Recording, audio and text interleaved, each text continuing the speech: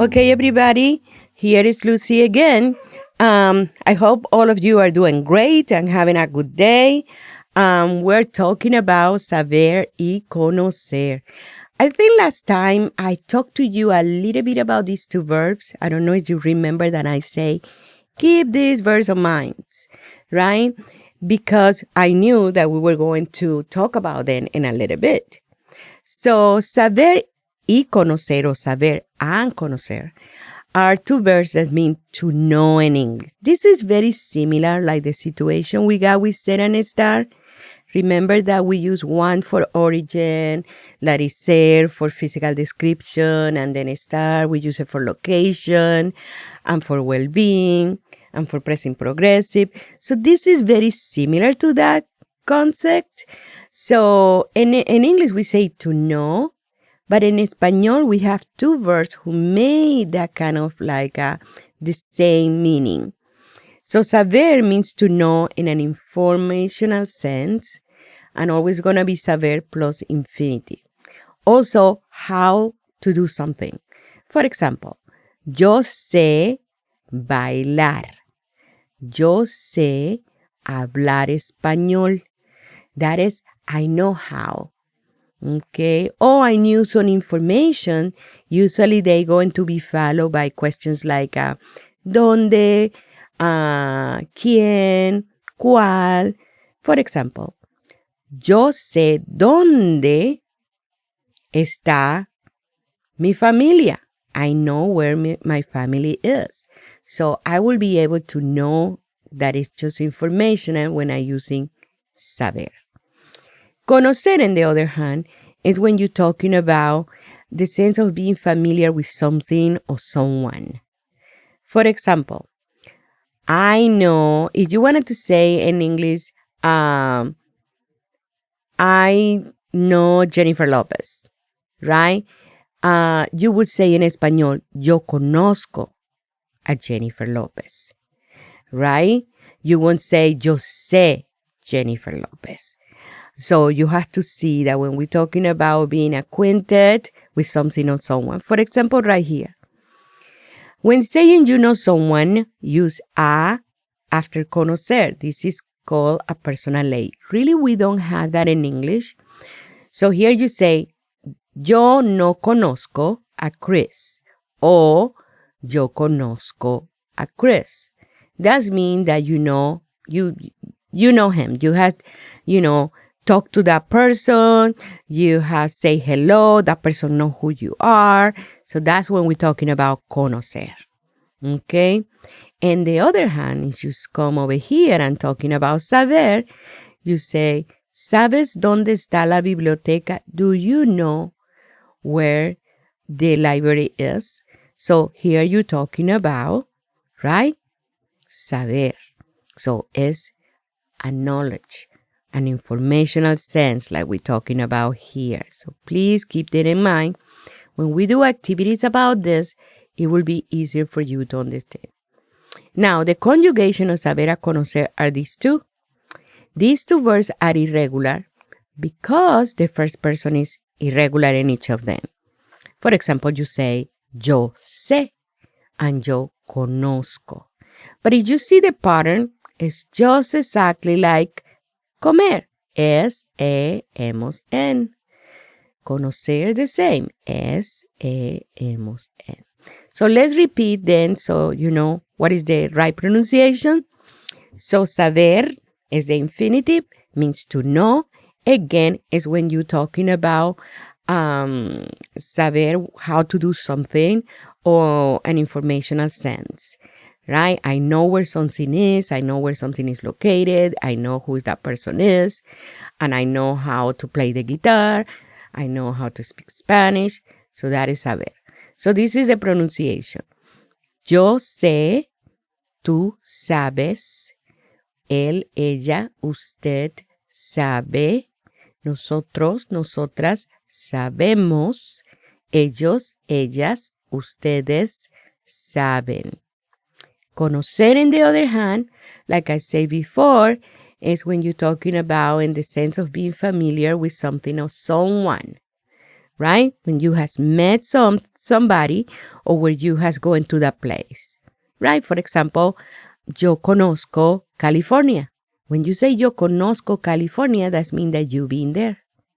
But if you say yo sé dónde está California, that means that you know where California is located.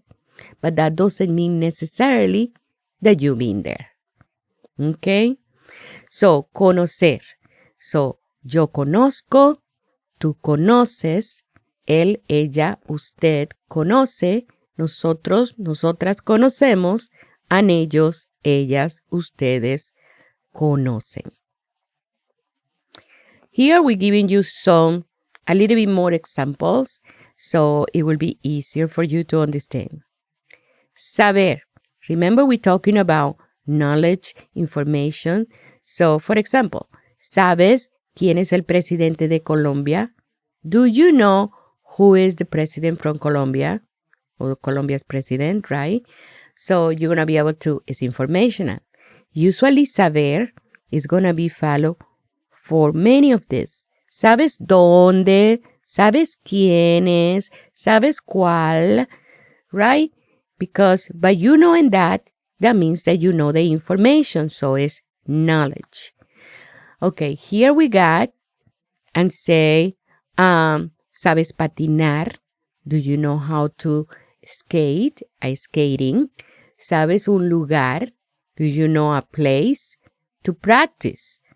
Right? So you're talking about knowledge, right? In order to say that. Here also, ¿quién en la clase sabe? Who in the class know the lyric of Despacito? And here you got the song. So saber and conocer we got in this new slide. Again, just to reinforce what we said before. So, ¿sabes quién es el presidente de Colombia? Do you know who is the president from Colombia? So, ¿sabes? Usually is going to be followed by quién, cuál, dónde. ¿Sabes dónde está la biblioteca? So, all of these refer to knowledge. Also, when you're talking about to know how. ¿Sabes patinar sobre el hielo? Patinar sobre el hielo es ice skating. So, ¿sabes patinar sobre hielo? Do you know how to ice skating? Here says, ¿sabes un lugar para practicarlo? Do you know a place where can you practice? So, it's knowledge. In order to say this answer, you need to know. For example, here you say, who in the class know the lyric of Despacito? Here you can make click and listen the video, right? The videos in Espanol are a little bit different. So they are more, I don't know, the context is different than probably in English in some ways. So that's why you need to know the song in order to being able to understand what is going on in the video. Okay, ¿sabes el nombre del o de la jefa? Jefe is the boss of the Spanish department. So in order to know that, it's a knowledge. Now, conocer again is when we're talking about being acquainted with people, with places. So, ¿conoces la música de Shakira? Do you know Shakira's music? Right? It's to be acquainted with that. ¿Qué lugares conoces en Latinoamérica? What places do you know in Latin America? So, es conocer. Notice that it's going to be followed always for a place. And that's going to make the difference. A place or a noun. When here, you see that they are going to be always followed by, saber is always going to be followed by quién, qué, what, or a verb. Okay? So let's going to go to the next slide and then let's going to see. ¿Qué verbo, what verb, conocer o saber, do you think is going with any of these sentences? So the first one say, the address of your professor. So, the address of your professor, what does that represent? It's a knowledge, right? Or it's to be acquainted with the professor or with the place. So, it will be a knowledge. So, conoces la dirección de tu profesora o de tu profesor. The next one, also talking about the president of the university. So we're talking about being acquainted, being knowing that person. So then you say, ¿conoces al presidente o a la presidente de la universidad? Right? Número 3, Buenos Aires is a place. It will be again, remember, when we're talking about a place or a person, we're going to use conocer. ¿Conoces Buenos Aires? Buenos Aires is a country that is the capital of Argentina, right? Argentina is a country that is in Latin America. Muy bien. The next one, número 4, say, ¿dónde está Starbucks? And that's when you say, oh, that's when Lucy told me about ¿dónde? Right? This one is going to be an indication that you're talking about information and knowledge. So you're going to say, ¿sabes dónde está Starbucks? And the next one, you see here, is followed by a verb that is an infinitive. So it's a to know how situation. So you're going to say, ¿sabes hablar francés? Do you know how to speak French? Muy bien. And here I ask you to write 3 sentences about something that you know how and something about conocer. This will give you the opportunity to really put yourself in the situation when you need to have to think about it. Do I going to use saber or do I going to use conocer? So please write this down as a way for you to understand this context. Okay, you got also Quizlets, and you also got some quizzes that are going to be about this and some activities that is going to be about this that is going to make you feel more confident about this material. Okay, now we're going to talk about the indirect object pronoun. Last time in the last video lecture, we're talking about direct object pronoun. The direct object pronoun, remember, is the what. The what, right?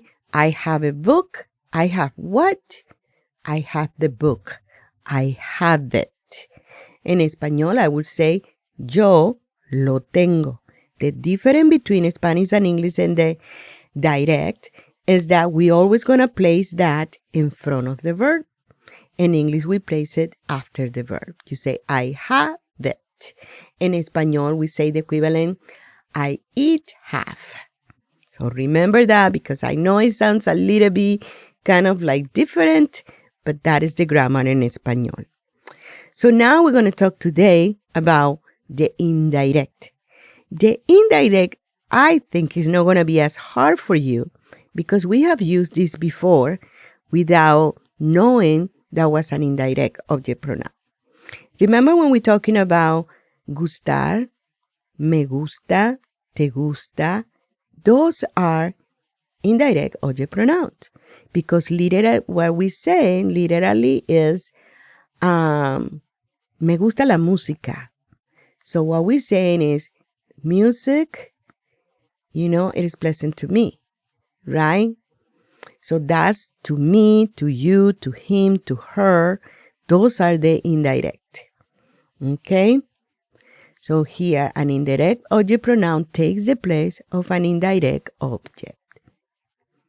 Are you giving the truck to Anna?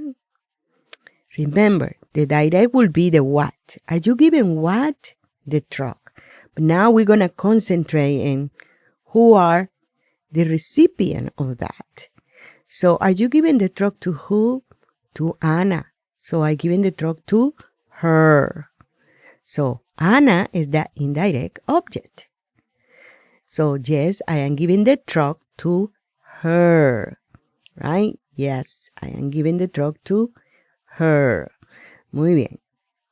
So her is the indirect object pronoun. So again, you can tell that when you're talking about the indirect, really answer the question, whom? To whom? Who is the one who received the action? So these are the indirect, me, you, and you for familiar and formal, him, her, us, and you plural, that is ustedes, right? and them, that is they. Right? So these are the equivalent in English and in Spanish. So remember when you say me gusta, it is pleasant to me. Te gusta, it is pleasant to you. Le gusta, when we're talking about usted, it is pleasant to you, but I'm using the formal. And then it is pleasant to him, to her, and there we go to all these different pronouns. So in me gusta, te gusta, le gusta, we talk about this. But we didn't put emphasis that really all of these were indirect object pronoun. Probably at that time it was too much information, but now we can understand it better. Now, the ones that we really concentrate even more is in this category when we got here in this rectangle, because we're talking about le for these three subject pronoun and les for these three subject pronoun. Those are the ones who are going to be different. So here we go and say, I give the money to you. So you're always going to find, what is the verb? Give. To whom? To you. Yo te doy el dinero. Right? Notice that how to you. You are the one who received the money. Yo doy, I the one who do the action. I the one who give the money. To whom? To you. To you. And that is the recipient. So make sure, right, that you understand what is the verb and then the indirect object pronoun. This is something that I say before. In English, the indirect object pronoun is placed after the verb, right? Notice that I say, I give the money to you, right? But in Spanish, it's usually put before at the conjugated verb. So here we go, yo te, right? We put it before the verb, you put it after the verb. So that is a main difference, so that you need to pay attention when you write sentences. Here we go again. Él no te canta. He doesn't sing to you. And let's gonna do this. Les das el dinero a ellos. Are you giving the money to them? So, them, right? Ellos is the indirect. So, sí, les doy el dinero a ellos. So, actually, you're going to understand that you're going to say subject pronoun, indirect, and verb. Then, whatever is left. So, notice that that's what you're going to do. Right? Indirect, and then the verb. ID, indirect, and verb. So, make sure that you do this. Translate the following sentence into Spanish. She buys the book for them. What do you think it is? Let's think a little bit. So I know it's going to be ella. And I know I'm going to say the book. But then for them. So for them, how do I substitute the word them? They are the one who receive the action. It's less. Less. And that less is going to be in front of the verb. And the verb is to buy, right? To buy. That in español es comprar. So, ella le compra. Les compra. Muy bien, because we got more than one. So that's what is less. Because, right, it's to them. It's not about the book we're talking about. It's about who we buy them for. It's to them. So, ella les compra el libro. So, always ask that question. If you want to make it negative, then you just put the no in front and that's it. Si les doy el carro. O no les doy el carro. ¿Les compra ella el libro a ustedes? Sí, nos compra. Usually, remember, when they're talking about les, is Do you guys, do you all, and then you answer we, right? Especially those are the questions that become tricky when people say, where are you from? I am from, right? Do you guys know where? Yes, we know where, right? The rest will remain the same, but when we're talking about those questions, you have to put yourself in who is the person who answered that question, okay? Okay, so hasta pronto, I would say for now. This is the video lecture. Really, we are, getting close to the end of the semester. So please make sure that you know the material. I know, but by you doing the activities that we have on Moodle regarding the indirect and the assignments, I think that that's going to really help you to understand much better all these activities. Because, the lecture is specifically that to introduce you to the topic, to explain how it works. But really, when you do the hands-on activity is when you are going to feel confident about it, because then you put it in practice. And that's when, if you got questions, because now you're doing it, are going to come out. And then you're going to have to say, hey, I really don't understand this because. And then remember, you always can ask me. No problem. I will be more than happy to explain this to you. Okay? I hope you have a great day. Please be good. See you soon. Hasta pronto, amigos. Nos vemos.